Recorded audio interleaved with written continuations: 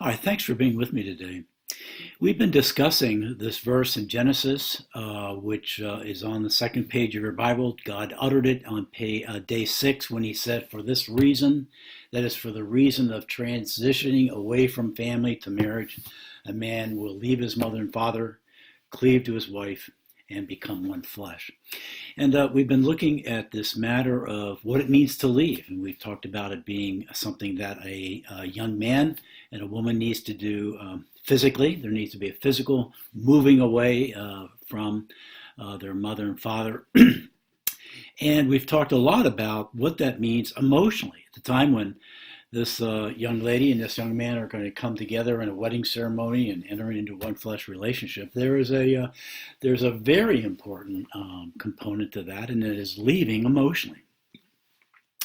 But leaving emotionally is not just something that we're called to do with husbands, mothers, and fathers, for example. Sometimes we're required to leave our best friends emotionally as well, as we try to rearrange those relationships to now my best friend, who is my best friend, now has to be put down at the lower end of the ladder because now my wife or now my husband really is the person in whom I'm going to dedicate myself to be their best friend, and their best friend's they're going to be my best friend too. And the time and the scheduling and the priority and all that kind of stuff now needs to shift from mother and father and best friends and to really now this new husband and this new wife that I've committed myself to in marriage. Sometimes it means leaving things such as hobbies, like serious athletic endeavors. We sometimes have to cut back, way back on our hobbies. Maybe your hobby is to do woodworking. Well, if you're doing woodworking 4 out of 7 nights a week and you're going to conferences every weekend on woodworking and that's your hobby, well, that's probably, you're probably not ready to get married. If that's your priority, well, then your wife is going to have to be down here somewhere while you pursue this very intense and serious hobby of woodmaking or wood building, carpentry.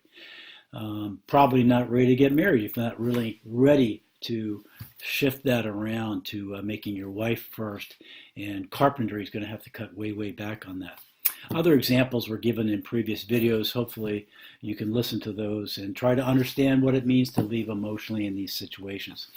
There's another way in another situation where I'd like to talk about briefly today, and that is some of you out there are twins. And when you are getting married now and leaving your mother and father and cleaving to your husband, well, you've become, if you're like the average twin, that can be a real problem. And I want to tell you my particular story about that because at the age of 27 and 28, I met my wife-to-be named Donna, and she was a identical twin to a lady named Dot. And Donna and Dot had grown up together. They were womb mates. You've probably heard that before. And these were twins, Donna and Dot, who were not enemies of one another and jealous of one another and competitive with one another, but quite the contrary. They were very, very close together, emotionally and otherwise, sharing a bedroom for years and just being very, very close, being twins in their family. Well, that relationship continued to be very close as they grew up into their early 20s and their mid-20s, and around 26 or 27, I show up on the scene, and I'm interested in Donna, and Donna and I begin to see more of each other in groups primarily, sometimes off by ourselves, but Donna and I end up getting engaged, and But in the course of our engagement, Donna came to me and said, Jeff, I'm not really sure I'm ready to do this getting married thing. And I said, what? What do you mean? And she said, well, Dot's been my best friend for 26 years now, and we are very close. We know each other's thoughts. We know each other's likes and dislikes, and we're extremely compatible. And we've developed this 26-year relationship, and I know her intimately, she knows me intimately, and I'm not sure I'm ready to give that up or to marry someone new who I don't know that well. So I'm having second thoughts about this getting married thing. So we worked through that, and eventually a week or two later, she kind of changed her mind, got committed again, and we were still up and running and getting married again. But it happened a second time, where she's thinking, well, I know my sister. I'm not ready to give up my sister and walk away and leave her and to get married to this guy who I don't know a whole lot about. And my wife had been married before, and it had been a very bad marriage. So she's wondering, is this going to be a bad marriage too? And I don't want to be in a bad marriage, but I have a safe and comfortable sister here who I can stay with and be with. And why would I leave that for something risky and something that's I'm really unfamiliar with? Well, again, that kind of threw me for a loop.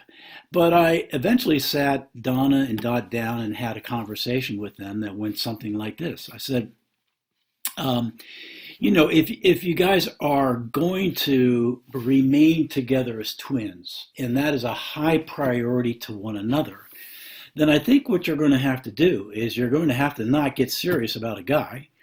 And I would suggest that you verbalize a somewhat of a commitment to be with each other. If you want to maintain your twinness and not walk away from that by virtue of marriage, then I think you got to not date seriously, not date around, lead guys on that you might be interested when you're really not. And you guys need to have a conversation together and somehow solidify this twinness that's going to be maybe even permanent. But then I turned to Dot and I said, Dot, I know that you were married before, but you've become a Christian, and I know that you love the Lord. But let me ask you this question. Dot and I were very close. We were very close, as I was with Donna, twin. But anyway, I asked Dot, Dot, if the right guy comes along, a good-looking, handsome, godly young man comes along your age and gets interested in you, and are you interested in getting married to a guy who might cross your path, and the stars might line up and you might be compatible with each other? Are you interested in getting married at some point in the future? And Dot said, absolutely. I can remember very clearly. And I said to Donna, and I said, Donna, I think you've got to really keep that in mind as you make decisions now relative to me or someone else in the future, because Dot's a very attractive young lady, and she's going to be snatched up real quickly. And she's a godly woman, and she's in a great church, and there's good guys there, and she's near a seminary where there's good guys. And I think you've got to take into consideration that she may not be around long, and might not be able to enter into this kind of permanent relationship that you're hoping to maintain with her. I'd hate to see her leave, and then you've been left out in the cold thinking the two of you are going to be long-term with each other, when indeed it's not going to be the case. Well, eventually, at some point or another, Donna said, "I understand that, and I'm going to be committed to you, and I'm not going to be uncommitted to you again. I'm fully committed." There's more to the story about that for another time, but nonetheless, we reestablished our engagement and ended up getting married, and we've been married now 39 years, and indeed, Dodd got married to a good man named Ed. And they've been married, I think, 36 years, something like that. But anyway, leaving your twin can be a very, very difficult thing, as it was for Donna, at least. And she realized in order to become one flesh with me, she was going to have to unattach from her twin, detach emotionally from her twin, so that she could glue herself to me, we're getting to that soon, and attach herself in a one flesh relationship with me. Now, as close as Donna's relationship was with her twin Dot, our relationship is closer in many ways. It's not identical. No one can replace a twin, but being married to a husband and being married to a wife is much more intimate and vulnerable than what you might have with your twin. And leaving your twin doesn't mean abandoning your twin, never seeing them, never talking to them again. It just simply means I have to set them aside as I become committed. We've continued to live in the same neighborhood as Dot and her husband. We go to the same church, and we've been in-laws, son-in-law, brother-in-law, sister-in-law, and it's gone very well.